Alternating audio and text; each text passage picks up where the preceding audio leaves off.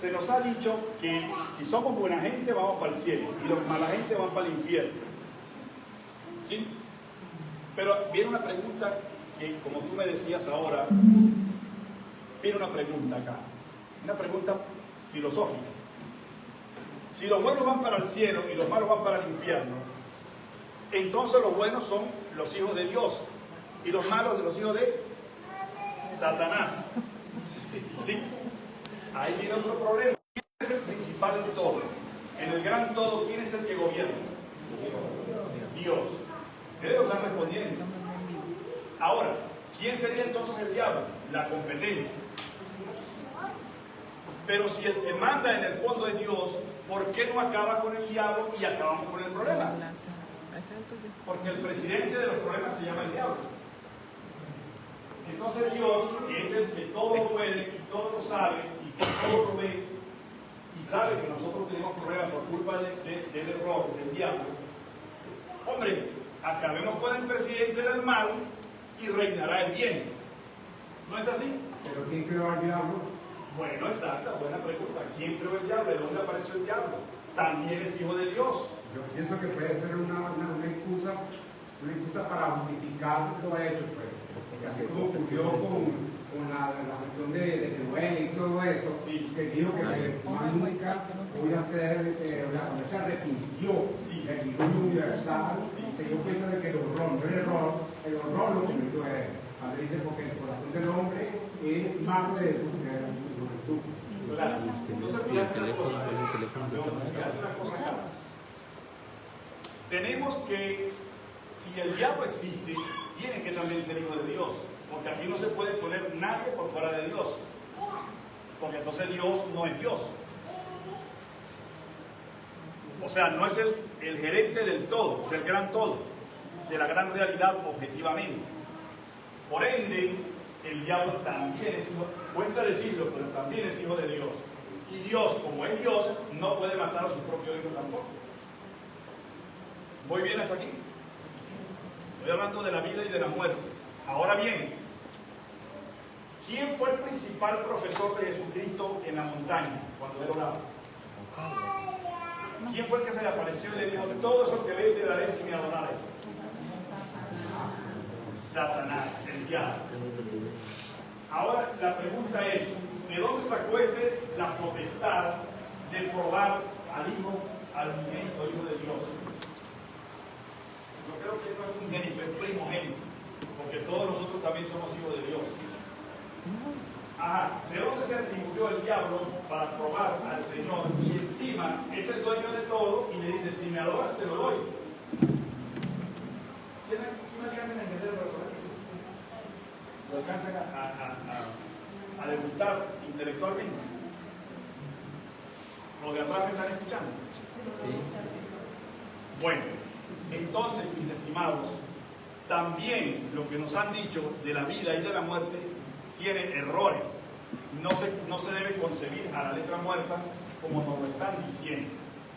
¿De acuerdo? Ustedes se preguntarían y me preguntarían, bueno, ¿y quién se murió y volvió para contarlo? Así de gente hay ahora, así. Hay miles y millones de testimonios de gente que ha regresado de la muerte, que han estado clínicamente muertos y han regresado para contar sus experiencias internas en referencia a lo que es andar muerto. ¿Ok? ¿Sí se entiende? Sí. Ajá. Por eso se necesita comprender que cada uno de nosotros debe desarrollar la seguridad de no tenerle miedo a la muerte.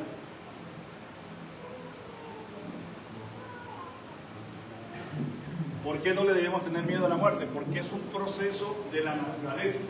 ¿Qué es la naturaleza? Es Dios. ¿Qué es el universo? Es Dios. Con otros nombres. ¿Sí? Porque uno cree que la naturaleza es una cosa y Dios es otra. Resulta que no. Por eso cuando nosotros queremos ver a Dios, lo vemos en el colibrí, lo vemos en el águila, lo vemos en el cordero, lo vemos en el delfín, lo vemos en el río, en el pajonal, en las nubes que se mueven, en la lluvia que cae. Todos los elementos y todas las manifestaciones de la vida, eso es Dios. ¿O no es verdad? Es así. Todo todo eso es Dios.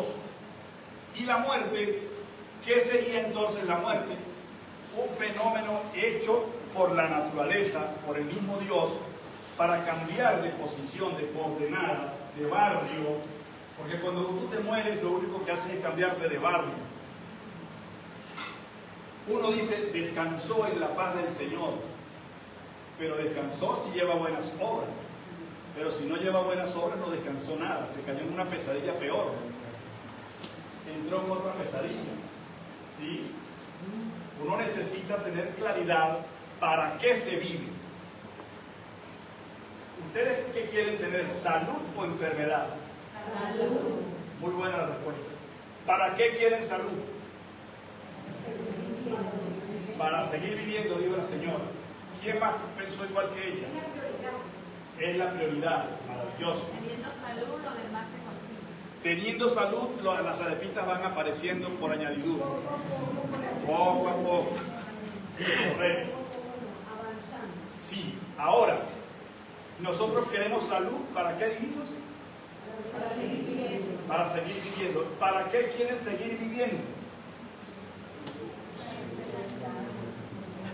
La señora me dijo para experimentar. ¿Qué quiere decir para qué? O sea, yo no puedo ir, que una vez en la dosis, uno dice que yo quiero salud para tener oportunidad para seguir con este proceso de cambio.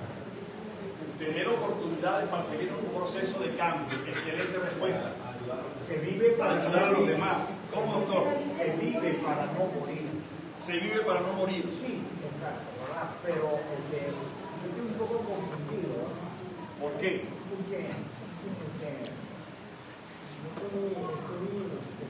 Estimado, tiene que hablar duro porque yo no lo estoy escuchando. Yo estoy un poco confundido porque vida después de la vida. ¿Y qué es la muerte? La muerte es algo natural que va con lo mismo siguiente, con el nacimiento. Mire, siéntese, yo le termino de explicar. El tema es el siguiente, es así. Lo que pasa es que yo no he llegado exactamente al punto. ¿Qué es la muerte? Pero la pregunta que teníamos en el tapete era, ¿para qué usted quiere tanta salud y quiere tanta vida? ¿Para qué? Porque todo tiene un para qué. Entonces, uno generalmente, cuando tiene una larga vida, lo único que ha aprendido a hacer perfectamente es echarse muchos problemas encima. ¿Sí? Porque es una persona que mientras más vive, más comete errores. Y esos errores se le van convirtiendo en karma. La palabra karma quiere decir dolor, quiere decir deuda. Karma es lo que la gente se tira encima, se echa encima por vivir una larga vida.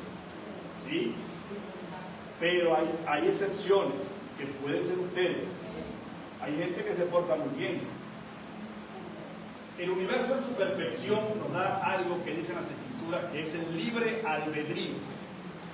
Con el libre albedrío nosotros podemos hacer lo que queremos, entre comillas. No es todo lo que uno quiere realmente, es lo que se le permite hacer. ¿No es así?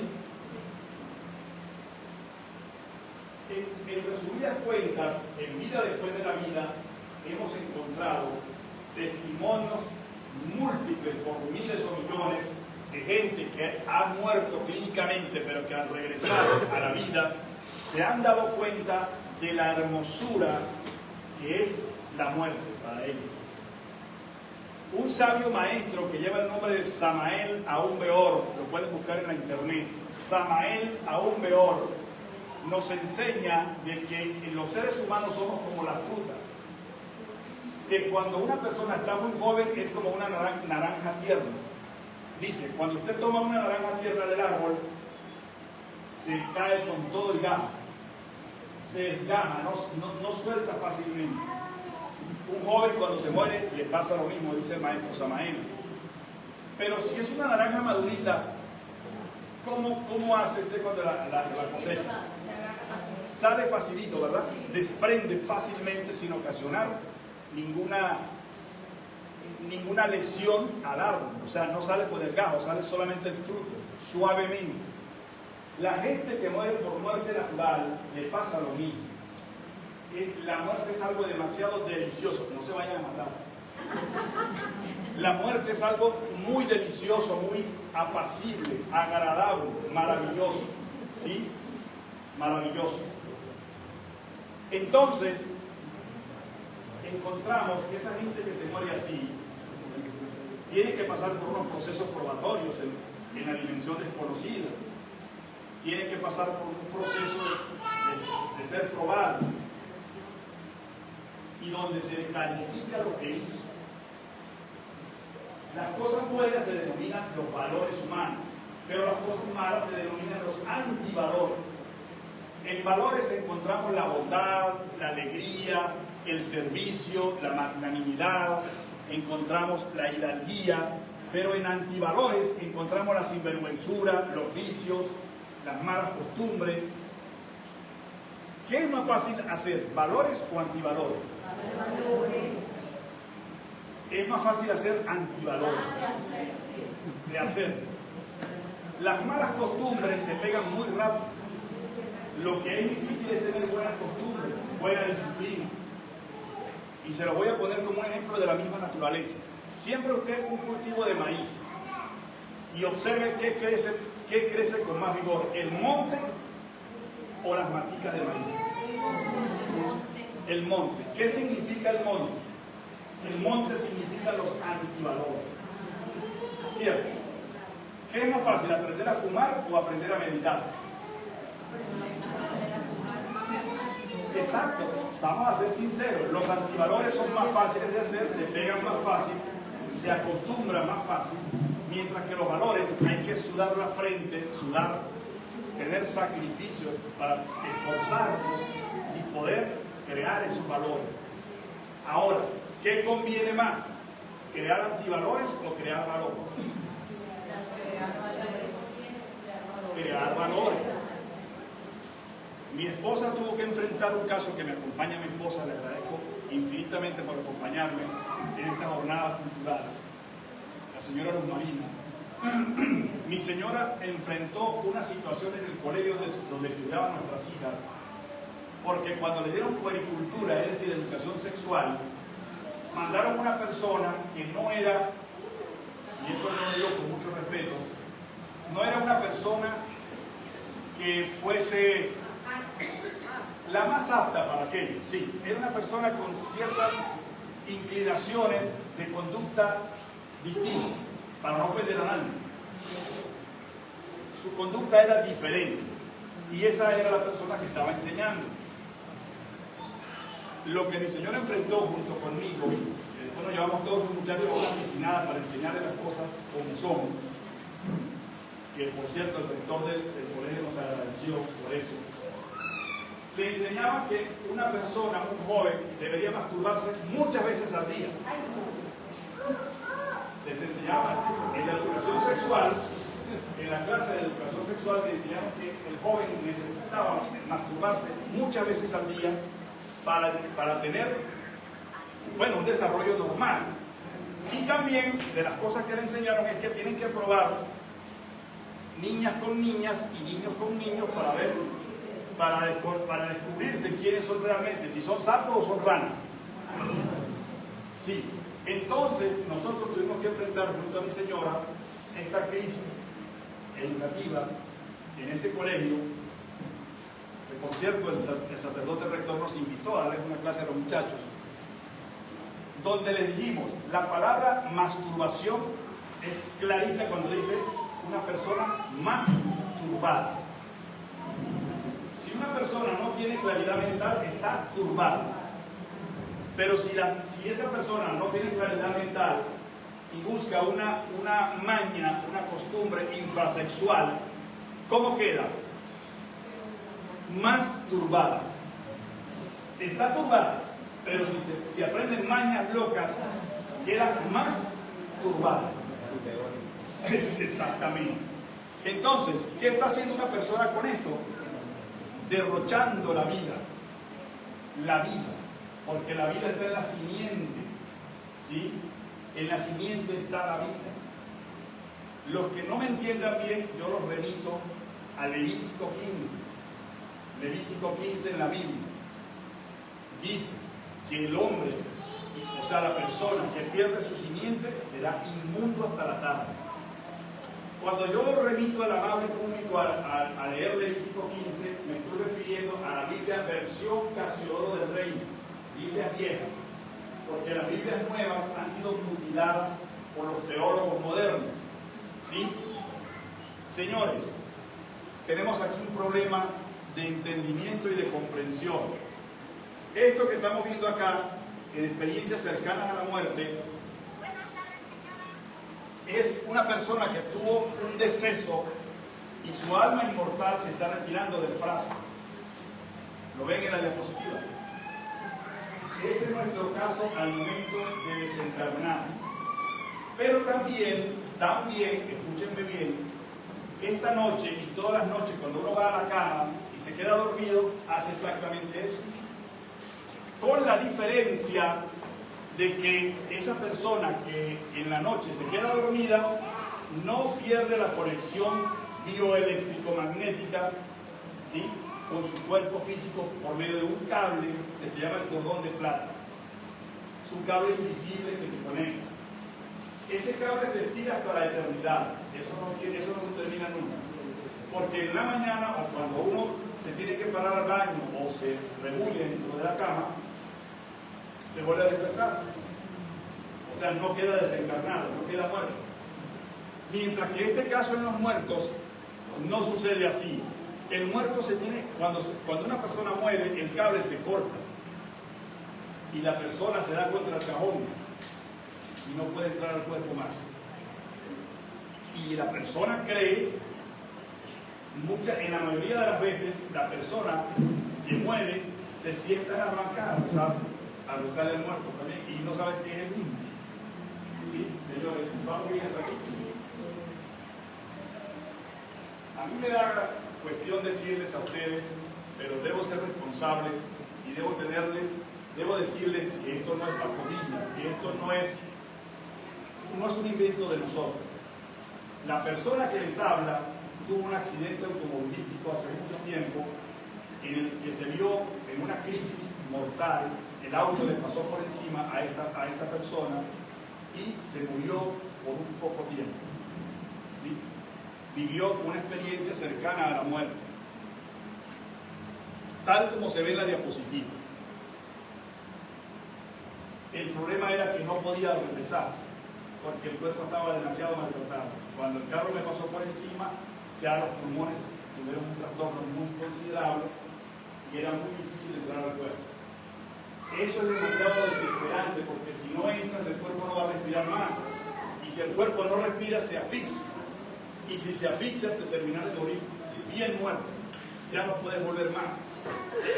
Pero en esa desesperación, yo recuerdo haberle pedido a un sabio maestro de la Logia Blanca que me permitiera ingresar al cuerpo a cambio de hacer esto que estoy haciendo con ustedes.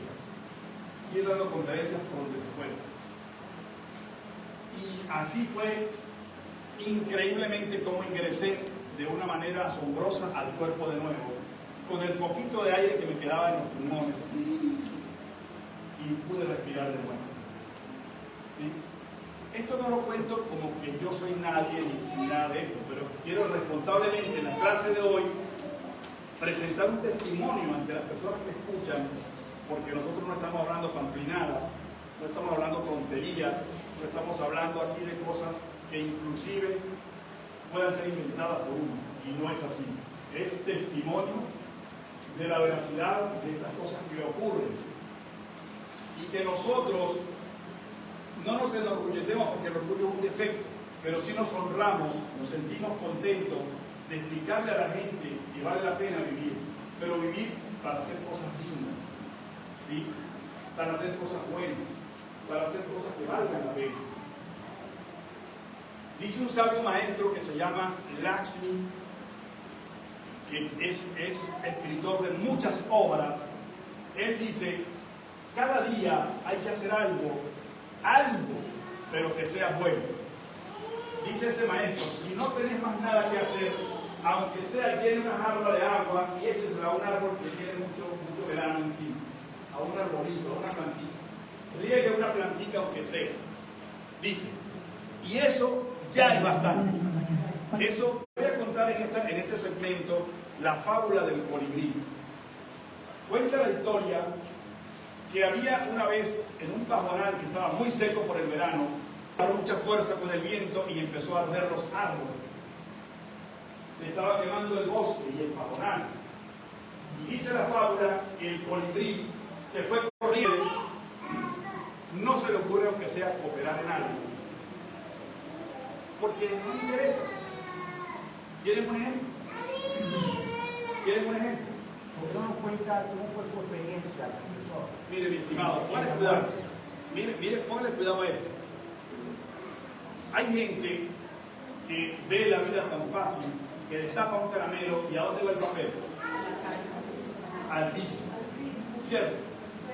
Hay otra gente que se le llena la boca de saliva y como la siente un poco sucia, perdone la expresión, ¿a dónde va la saliva? Al suelo, al piso. Es una cosa que genera un mal aspecto en su personalidad, ¿verdad? ¿Cierto? Ajá.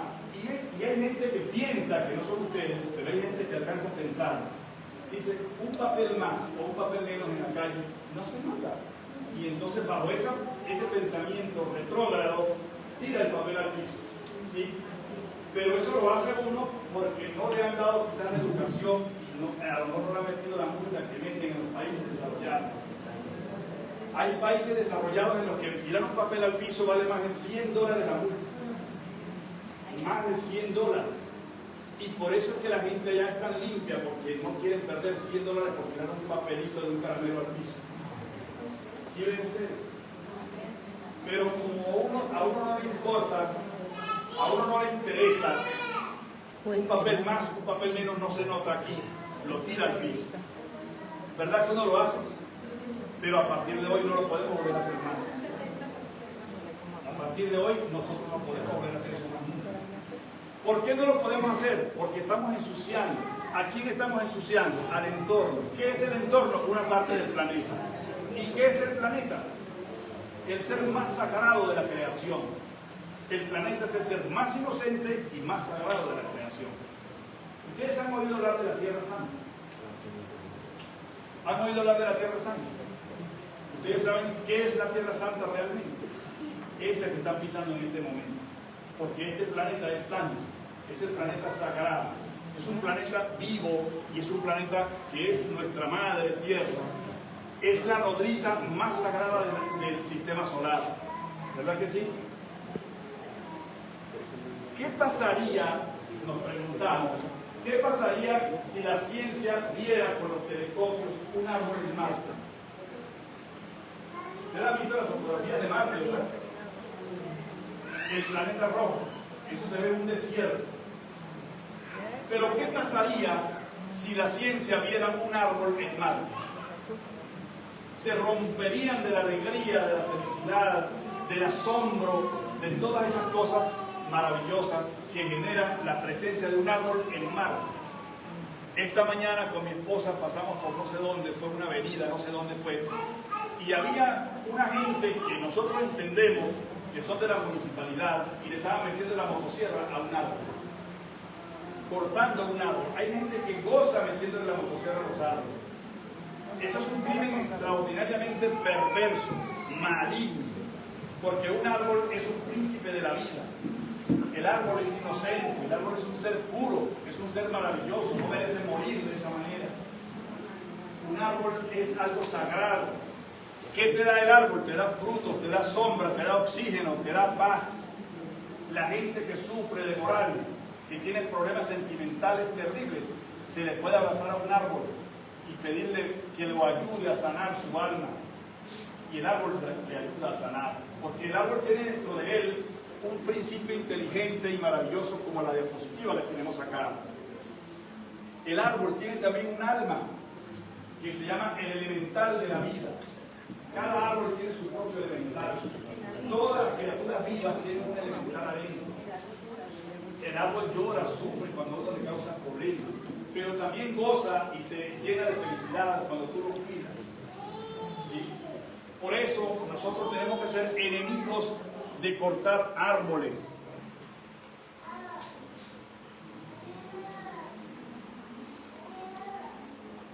Porque la persona que corta árboles está matando la vida. Y esa persona que mata la vida no tiene derecho a tener una buena vida. No tiene derecho a tener salud. No tiene derecho a tener paz interior. ¿Ustedes me alcanzan a entender? Seguro que me están entendiendo. Bueno, si la gente cuida y protege la vida, esa gente tiene derecho a ser feliz. Porque al fin y al cabo la felicidad es una fuerza que fluye dentro de la gente y lo llena de esa alegría que necesita, de esa paz que necesita del universo y de la creación. La vida es un campo de energía. Nosotros somos energía condensada. Y cuando nosotros envejecemos o tenemos un accidente o pasa lo que tenga que pasar, nos arrancan del traje. Eso se llama la muerte. Pero dependiendo de lo que hiciste, vas a tener otra oportunidad para volver a la vida de nuevo. Hay que entender que en la muerte con la muerte no se termina nada. Se hace un cambio de barrio, una mudanza hacia otro lugar. Eso es la muerte, una mudanza hacia otro lugar. Y entonces la gente es... control técnico, ¿me buscar, por favor? ¿Cuál? No me quiero buscar el pequeño video de cómo uno nace. Yo les traje un pequeño video que seguramente todos ustedes lo han visto, pero yo lo traje para la clase de hoy. ¿Sí? Es muy cortico, es un video cortico pero interesante de reflexionar acerca de vida después de la vida.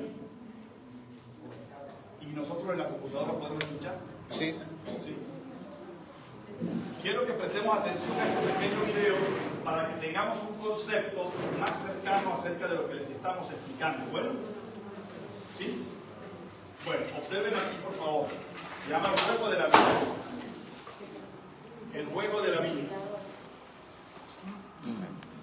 Ajá. Se puede escuchar, ¿verdad, profesor? Sí. Es una persona... ¿Me puede dar información? ¿Cuáles son las reglas? Claro que sí. Pero antes de venderle el boleto, debo advertirle algo. Una vez que entre, olvidará que esto es un juego. ¿Cómo que olvidará? Exactamente así. El olvido es la mecánica central del juego. Al entrar se le asignará un cuerpo también llamado avatar y creerá que eso es usted. Ese avatar se fabrica dentro de otro avatar llamado Mano. Usted entrará conmigo.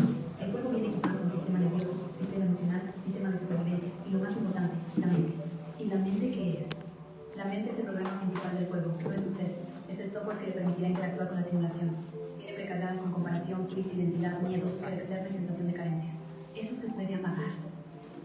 Sí, pero el programa lo mantendrá distraído y hará todo lo posible para que nunca lo intente. La avatar también incluye un subprograma llamado ADN. Es informacional. No solo codifica el cuerpo, también descarga patrones heredados, miedos familiares, creencias inconscientes, reacciones automáticas y roles repetidos. Al nacer será insertado en un núcleo familiar. Ahí se instalarán las primeras capas del personaje. Así somos aquí. Esto se puede, esto no se puede, esto está bien, esto está mal. ¿Y si no estoy de acuerdo? No importa. El programa se instala antes de que usted pueda cuestionarlo. Luego vendrá el módulo religión. Su función principal será transferir su poder a una figura externa, enseñarle a pedir, enseñarle a obedecer, enseñarle a esperar, enseñarle a sentirse culpable. ¿La religión es obligatoria? No oficialmente, pero estará en el ambiente, en la cultura, en el lenguaje y en los símbolos. Después se instala la sensación de escasez. El dinero se percibe como externo, el intercambio se vuelve supervivencia, el tiempo se vende y el valor se mide en números. ¿Pero el dinero existe? Como símbolo sí, como energía siempre fue suyo. Pero el juego le hará olvidarlo. El guión estándar es este: nace, obedece, estudia, compite, busca aprobación, se enamora, trabaja, envejece y muere. Y ahí termina el juego. Solo si despierta antes de morir. Si el avatar muere identificado con la mente, el sistema reinicia el juego. Nueva familia, nuevo cuerpo, nuevo nombre, mismo programa. ¿Y cómo se gana? No se gana, se recuerda. ¿Recordar qué? Que usted nunca fue el avatar, nunca fue la mente, nunca fue el personaje. ¿Y entonces qué soy? Usted es quien entró a jugar. ¿Y si despierto dentro del juego? Entonces el juego continúa, pero ya no manda sobre usted. ¿Entonces va a querer el boleto? ¿Hay reembolso? No. En la Tierra podré despertar. Solo si decide no creerle al programa. Que empiece el juego.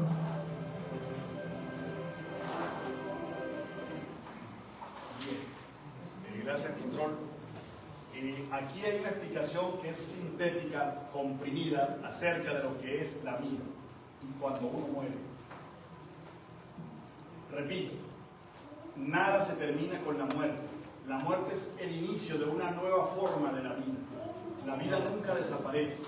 Desaparece el cuerpo físico, pero la vida jamás termina, jamás desaparece. Porque el alma es inmortal, es energía y la energía no se puede matar. La energía no se crea ni se destruye, solamente se transforma. ¿Sí? Atrás me están escuchando, ¿no? Bueno, como quiera que todos nosotros estamos ahora con cuerpo físico, después no lo tendremos. No vamos a tener más este cuerpo por todo el tiempo. Lo vamos a cambiar, nos van a cambiar de modalidad de existencia. Y cuando nos cambien, tenemos que tener una conciencia clara de por qué existimos, cuál fue nuestro motivo, cuál fue nuestro objetivo para vivir. ¿Sí? Esa es la vida. Y cuando morimos, nos van a asignar, como decía el video, una filita. Hacer la filita para buscar dónde, cómo y cuándo volvemos a nacer en otro bebé. ¿Sí? En otro bebé.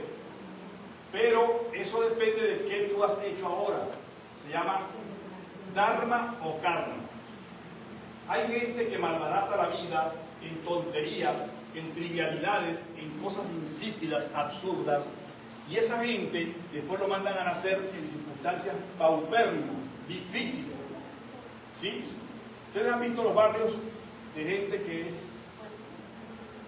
tiene que vivir una vida bastante difícil. Claro, ahora es como para todo el mundo, ¿no? Pero normalmente esos barrios paupérrimos, proletarios, donde hay gente con una vida demasiado difícil, que no tienen pero prácticamente nada para vivir bien, esa gente sufre horriblemente. ¿Y por qué nacieron ahí? Porque no supieron vivir, Pero en cambio la gente que aprende a vivir, cuando desencarna, cuando se muere, lo mandan a nacer en mejores condiciones, ¿sí? Mejores condiciones. Es una gente que levanta de nivel, de vibración, de frecuencia, levanta de cultura, levanta de valores. ¿Me hago entender? Entonces uno tiene que llegar a una comprensión racional de esta situación para saber que hay vida después de la vida y que la muerte no termina con todo lo que somos nosotros, que la muerte no es el final de todo. Y lo que es más impresionante, amigas y amigos, es que eso no depende, tú no puedes decidir eso, eso lo decide el universo en ti. Y uno se pregunta, ¿y por qué? Mire, por ejemplo, el caballero, ¿usted quiso nacer? En esta vida que tiene, ¿usted quiso nacer? ¿Usted dijo, voy a nacer? No, claro que no sabes. Es que si nos dice lo contrario no te vamos a creer. A usted lo metieron en el vientre de su mamá y su mamá se embarazó y empezó a vomitar y a antojarse de tostones de topocho. Y usted nació después de los 9 meses. De mango, sí. Nació después de los 9 meses. ¿Y usted, por qué nació mujer? ¿Usted quiso ser mujer? ¿Quién decidió eso? Sí, Dios. Pero ¿quién más lo decidió? Los genes. Los genes. ¿Sí? Los cromosomas. La vida biológica. Los misterios de la biología de la naturaleza, que es la madre de todo. Y uno dice la madre. ¿Por qué es la madre? Porque es la parte femenina de Dios. ¿Sí? Madre, Dios madre. Es la que decide todo eso. Y uno dice, mira, pero Señor, yo no creo en eso. Es que no es un problema de creencia, es un problema de realidad. Es la realidad. Tú no puedes ir en contra de la realidad. ¿Cómo tú decidiste nacer varón y cómo tú decidiste nacer mujer? Eso no es cierto. Hubo un griego que dijo que él daba gracias a Dios por haber nacido varón.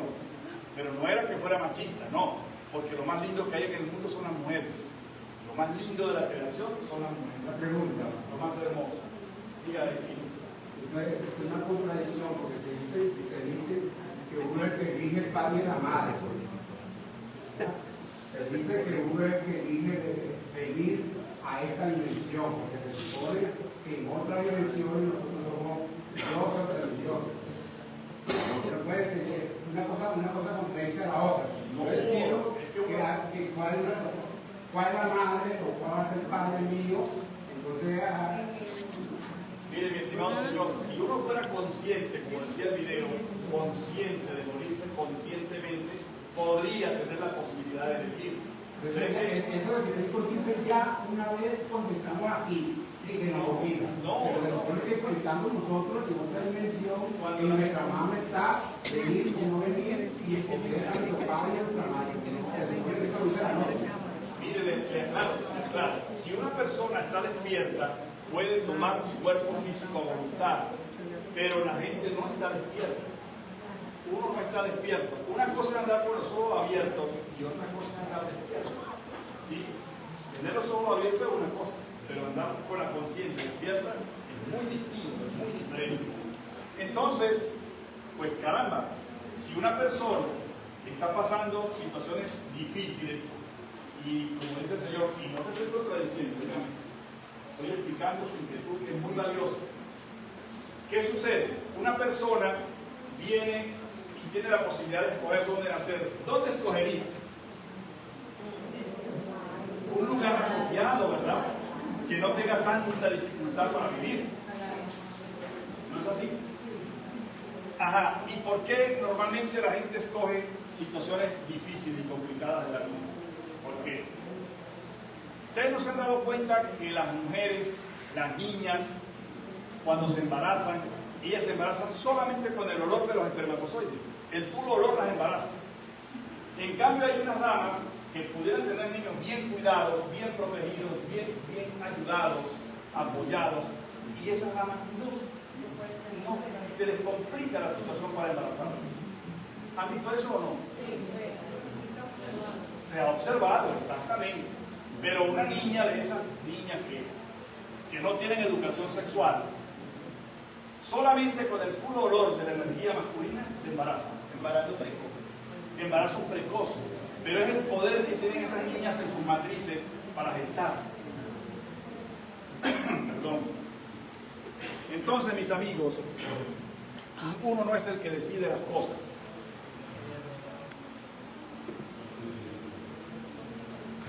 Uno es el producto de, como dice un sabio, un leño en el borrascoso océano de la vida. Un leño que va a lo que lleve la corriente. No decide, no determina, no hace lo que debería hacer y simplemente vive por vivir, porque ni siquiera sabe para qué se vive, ni siquiera entiende eso.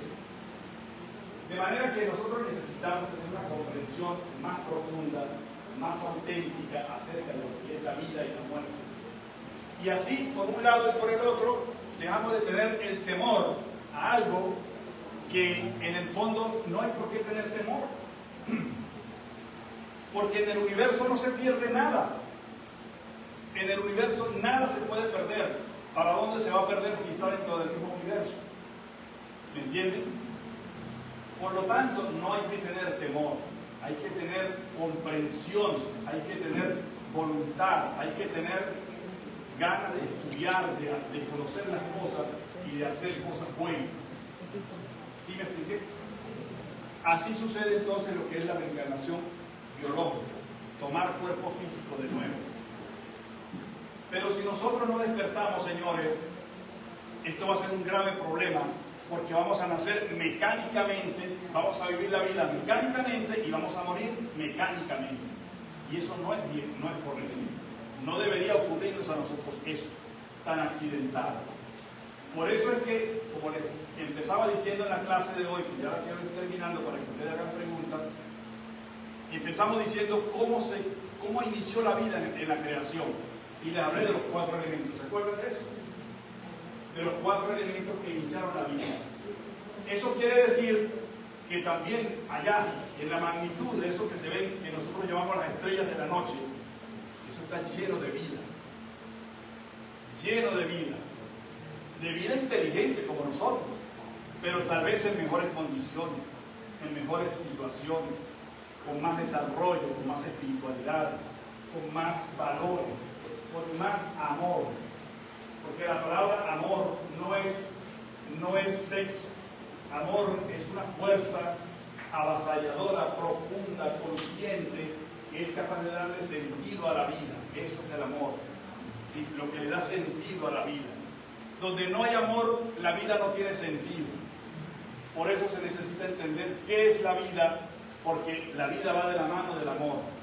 Si la vida no tiene amor, no vale la pena, porque lo que es un problema. La vida sin amor es un problema. Por eso se necesita comprender estas cosas tan profundas y tan bellas de la gran realidad. Yo no sé si podemos pasar a un segmento de preguntas y respuestas. Sí, claro. Porque a mí ya se me está acabando el agua.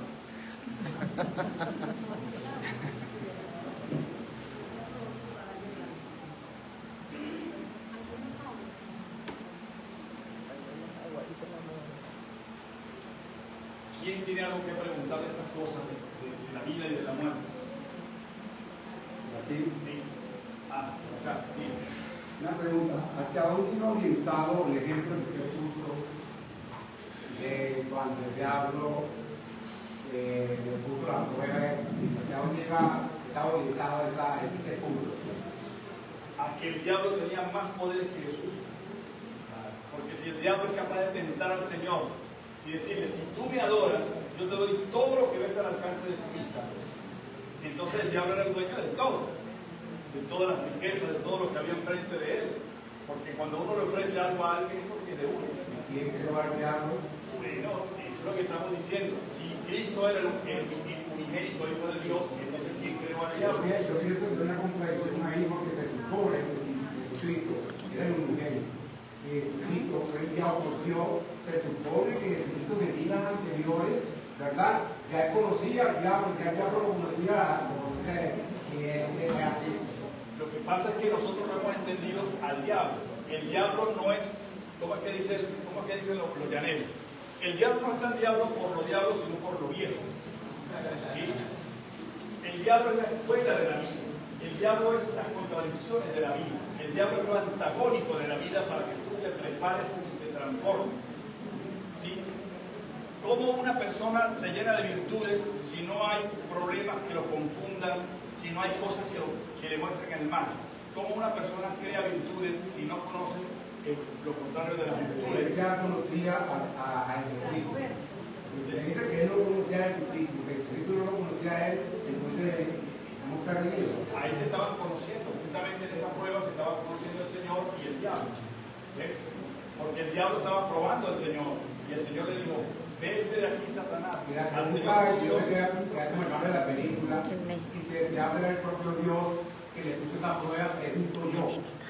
Vamos a poner esta prueba que hombre para decir página, si la pasa o no la pasa. Claro, claro. En una prueba. Mira, yo te pregunto a ti una cosa ahora. Tú cuando vas a la escuela, ¿te examinan o no te examinan? ¿Te hacen examen o no te hacen Yo examen? conozco a mi maestro. ¿Ah? Yo conozco a mi maestro. Claro, El maestro se supone que me conoce a mí. pero cuando no lo conoces, tienes que empezar a conocerlo.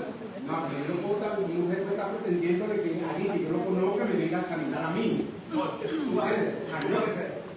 si tú vas a la escuela a estudiar, tienes que dejarte examinar, pero si no sales de la escuela. Entonces en la escuela, pero en la escuela yo conozco al maestro. Entonces, ¿cuál es el maestro? El maestro en ese caso era el diablo para el Señor. Y ese diablo era su supremo entrenador. No me convence esa cosa. Bueno, yo lo invito, mire, yo lo invito para que vea una película que es muy linda, es de Hollywood, pero es muy hermosa, se llama Mulan. En Mulan hay un dragoncito, y ese dragoncito es el probador de esa muchacha que es una guerrera japonesa o china, y ese dragoncito es el diablo, es el probador de Mulan. Todos nosotros tenemos un probador en la vida. Todos nosotros tenemos unas pruebas en la vida que son del diablo. ¿O no es así? Así es. Un matrimonio tiene pruebas en la vida para que no exista, ¿verdad? ¿Cierto o falso? Ajá. Los hijos tienen pruebas en la vida para aprender y para crecer, ¿no es verdad? Muchos de ellos caen en las drogas porque no saben pasar las pruebas. Muchos de ellos salen adelante porque tienen papás que no son tan dominantes, que son un poquito más tolerantes conscientemente y aprenden a ser amigos de sus hijos. Porque los hijos no son de uno, son de la vida. Y si uno no es amigo de los hijos no le van a tener la confianza para ser educados por sus papás. ¿Cierto o falso? Yo soy padre de 2 hijas, pero la prueba más espantosa es cuando esas hijas me presentaron su novio. Porque uno tiene celos de padre, celos de papá.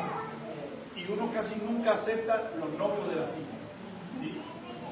Porque eso es horrible, que le vayan a besar a una hija de uno. Un tipo que uno no conoce.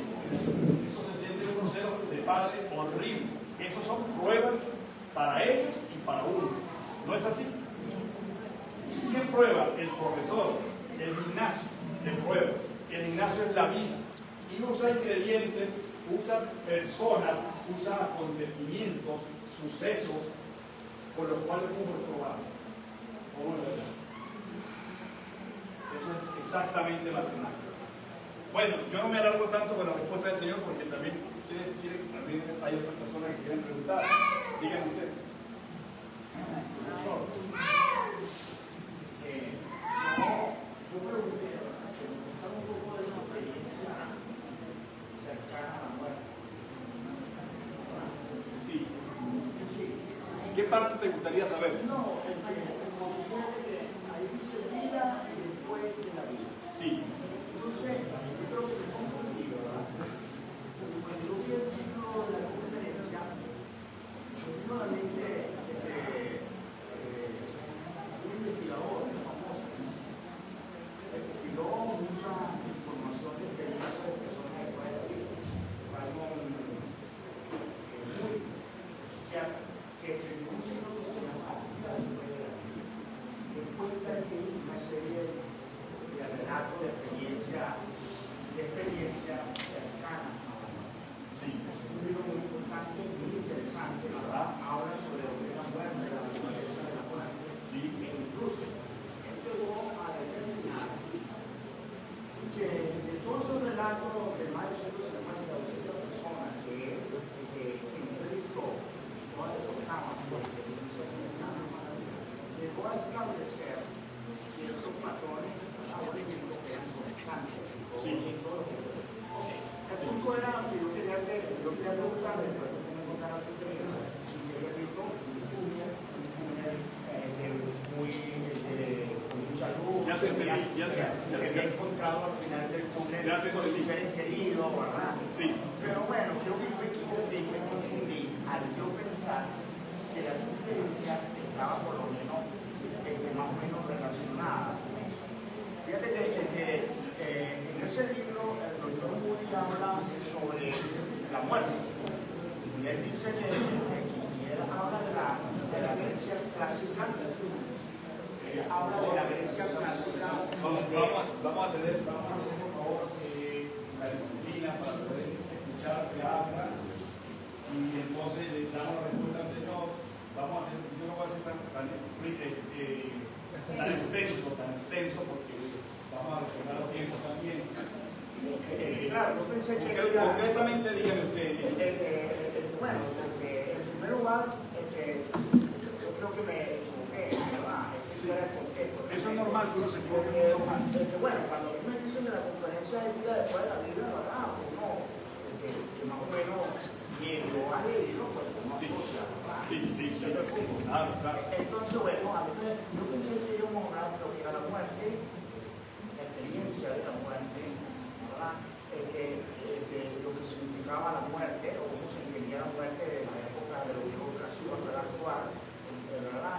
La analogía que uno usa cotidianamente para uno evadir ese temor a la muerte. Fíjate que cuando uno Vale, perfecto, pero cuando uno lleva un perro a un veterinario, déjeme responderle, por favor. pero déjame terminar. A mí me gusta oír usted, a mí me gusta oír usted. Fíjate que cuando uno se le enferma el perro, ¿verdad? Si uno va al veterinario, uno dice, voy a llevarlo a dormir. Homero decía que la muerte era hermana del sueño. ¿Verdad? Y Platón decía que la muerte era un sueño hermoso. Entonces, yo pensé que lo íbamos más o menos a Claro, lo que pasa, sí.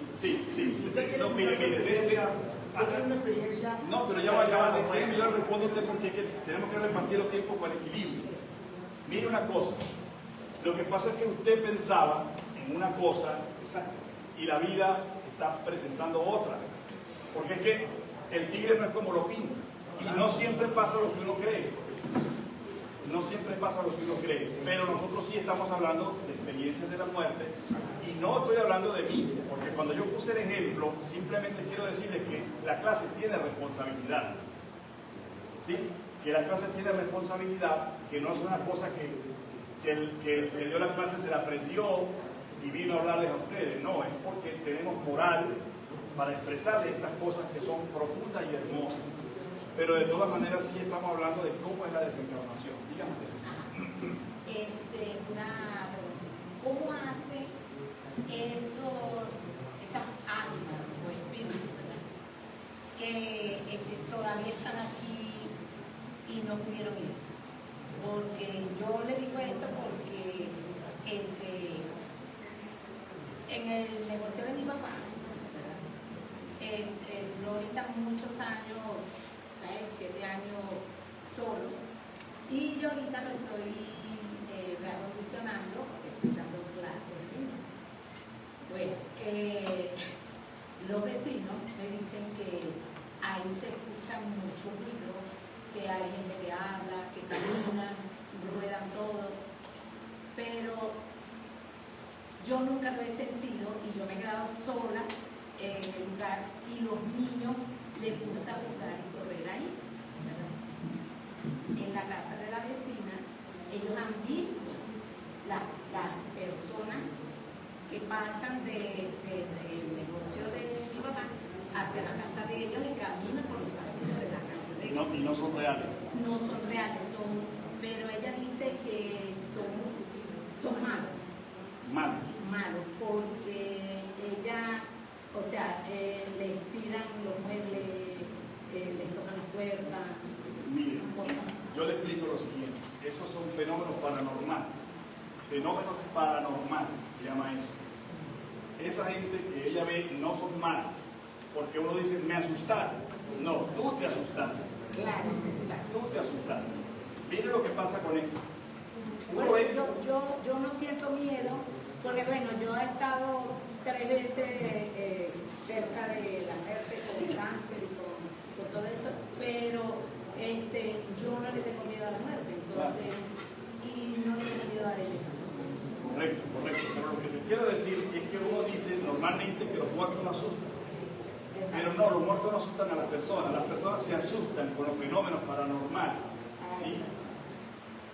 Otra cosa más, cuando se escuchan que los cubiertos se caen al piso, que mueven la mesa, que mueven la silla, y uno va a ver, la silla está exactamente en el lugar. ¿Por qué? Porque esas fuerzas, esos fantasmas, no tienen el poder de mover las cosas físicas, porque tampoco se les permite hacerlo. Pero sí pueden mover la parte metafísica de las cosas. Cada cosa tiene una parte física y metafísica.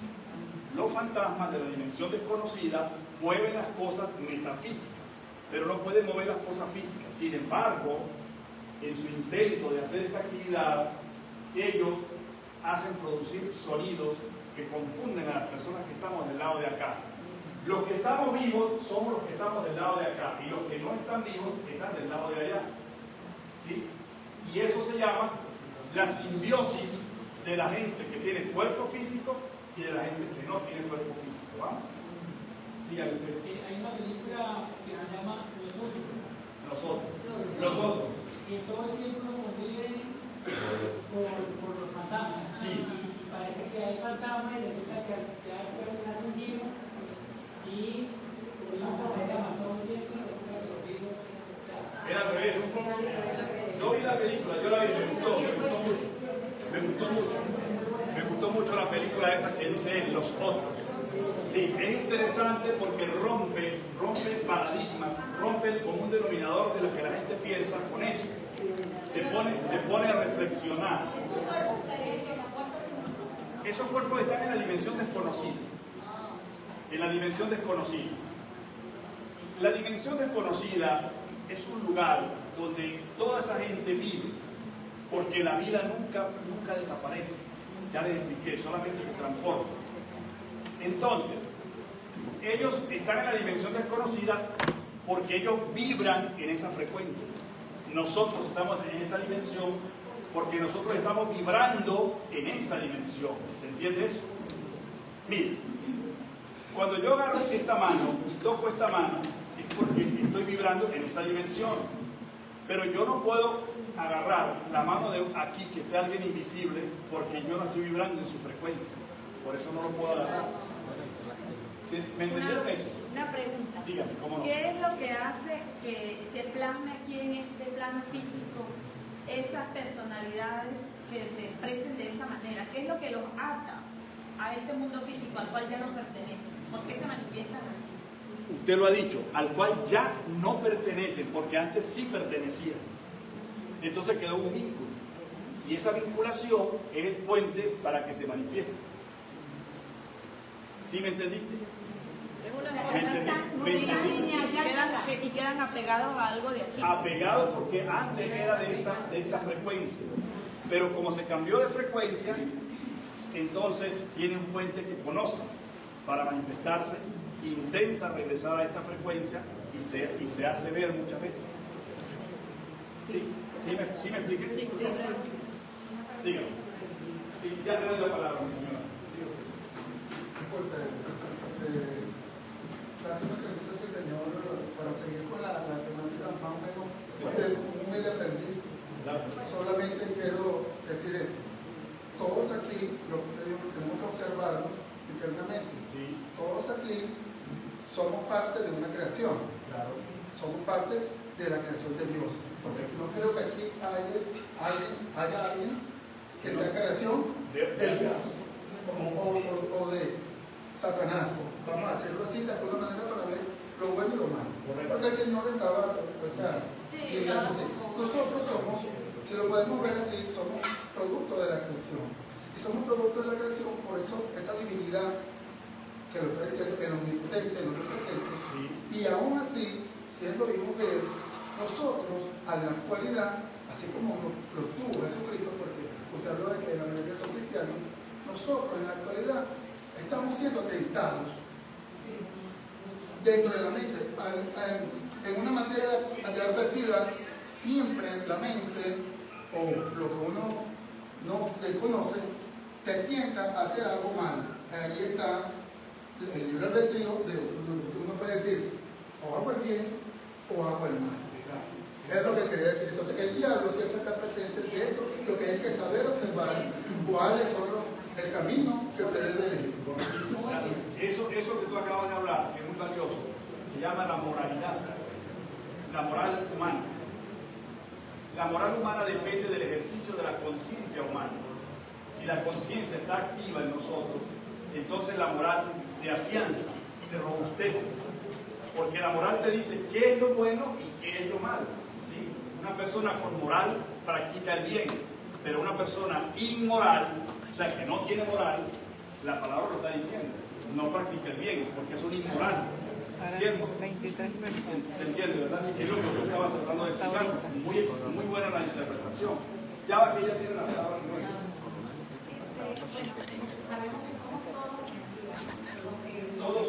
Todos somos energía, todos.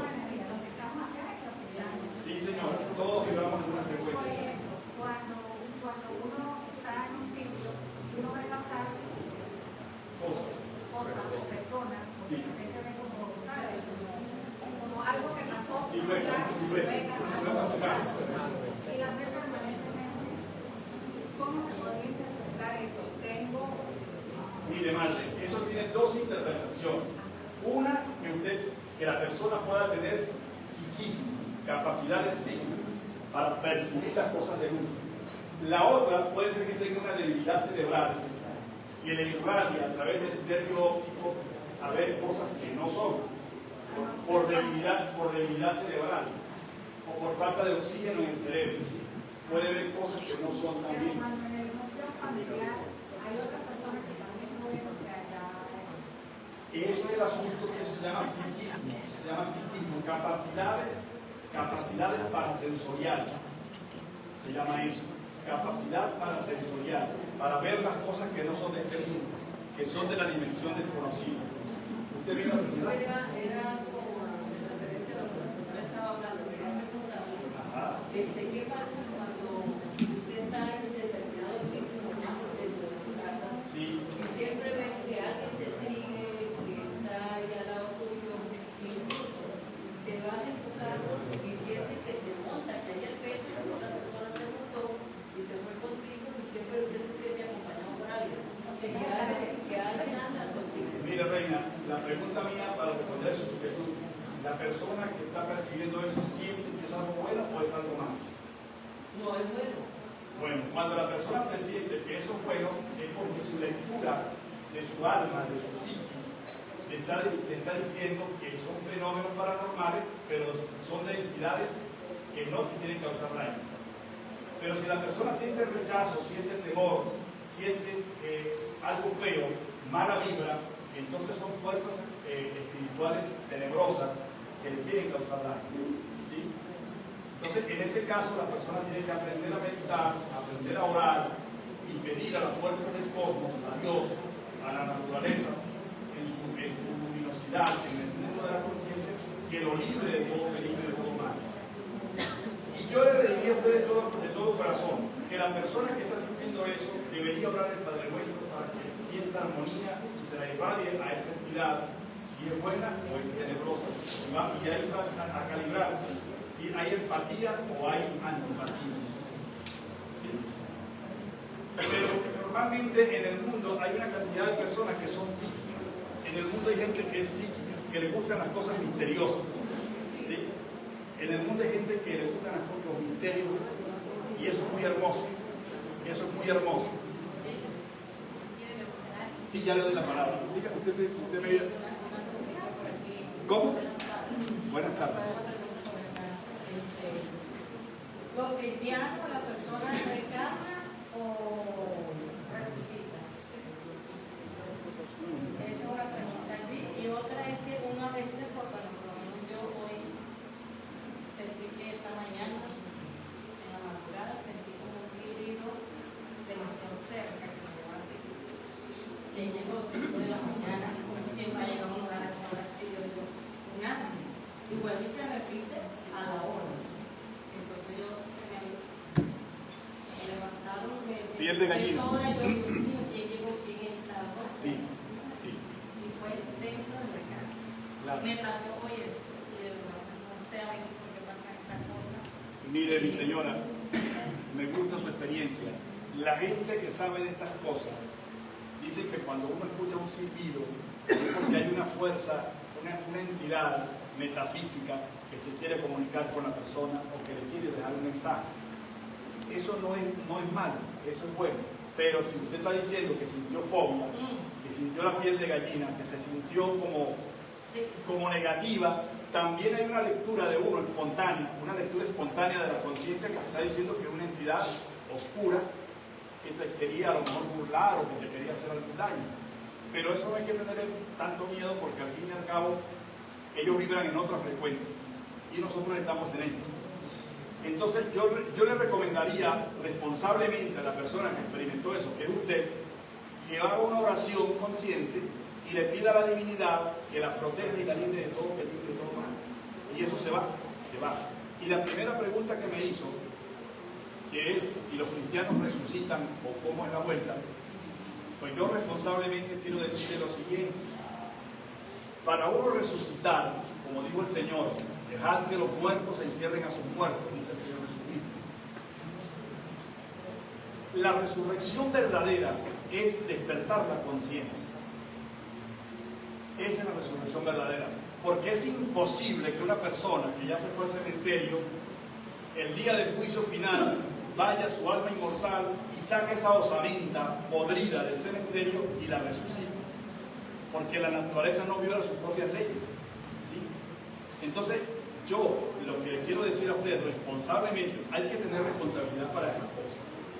No se puede poner a decir pamplinadas que no son. Lo que ocurre es que los cristianos fanáticos no han sabido hacer una justa y responsable interpretación de lo que es la resurrección. ¿Sí me entiendes? Claro, lo que es la resurrección. Miren que la resurrección tiene esta disciplina, porque el Señor Jesucristo, ¿a qué día resucitó? Al tercero. Si hubiese sido al cuarto, ya no resucita. O mejor le explico más fácil. ¿A cuántos días nace el huevo de una gallina? 21 días. 21 días, yo soy experto en eso. En el nacimiento del huevo de la gallina. 21 días dura un huevo ampollándose. Ajá. ¿Qué pasa al 22 días? La gallina lo empieza a mover. Lo mueve, lo cambia de posición, le hace por acá. La gallina se preocupa, porque el huevo no quiere nacer. Y al 22 días o 23 le hace otra esperadita y lo vuelve a mover y le da vida con su pechuga caliente para que termine de nacer. Si ya no nace, ella no le pone más cuidado. Ya se pudrió, se volvió un huevo podrido. Ajá. Lo que le quise decir con esta explicación es que si el Señor hubiera pasado al cuarto día sin resucitar, ya no se podía, porque la resurrección es en 3 días. Pero esos 3 días no son 3 días de la semana, lunes, martes y miércoles, no. El 3 es el número de la creación, y ese 3 del que habla esa resurrección es el 3 del despertar de la conciencia. ¿Sí? La conciencia humana despierta. Cuando la conciencia despierta, la persona se da cuenta de las cosas de Dios y vibra con esa frecuencia espiritual, porque está despierta. ¿Sí? Eso es lo que ocurre. ¿Le satisfizo? ¿Me entendió? Más o menos, ¿verdad? Sí, pero no sea malita. ¿Cómo va a querer entender las cosas de Dios en un momentito? Sí, claro. No, tampoco. Sí. Bueno, aquí me están diciendo amablemente que se nos acabó el tiempo. Ella quiere preguntar. ¿Le damos una última pregunta a ella? Sí. Díganme usted. Hable. ¿Cuándo uno qué?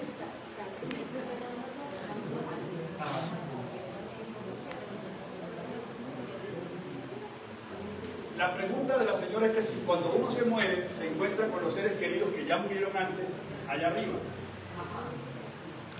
Ella tiene razón, es una linda pregunta. ¿Por qué? Porque la gente desencarnada está vibrando en una frecuencia de una dimensión determinada. Cuando la persona muere va para esa dimensión. Entonces se encuentran todos ahí. ¿Sí ves? Se encuentran todos, comparten su encuentro y su vida allá. Porque la vida nunca muere, no se les olvide. La vida nunca se puede morir, porque la vida es energía y la energía no muere. Ni se crea ni se destruye, se transforma. ¿Vale? ¿Sí me entendiste?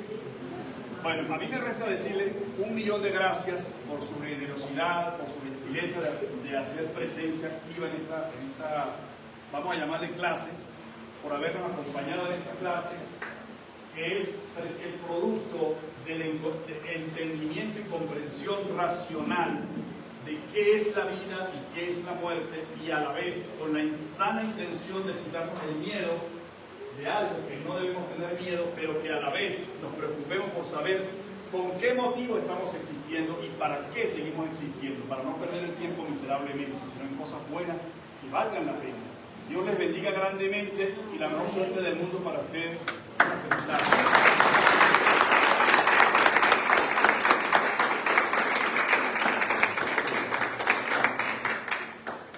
Agradecidos a todos por su atención.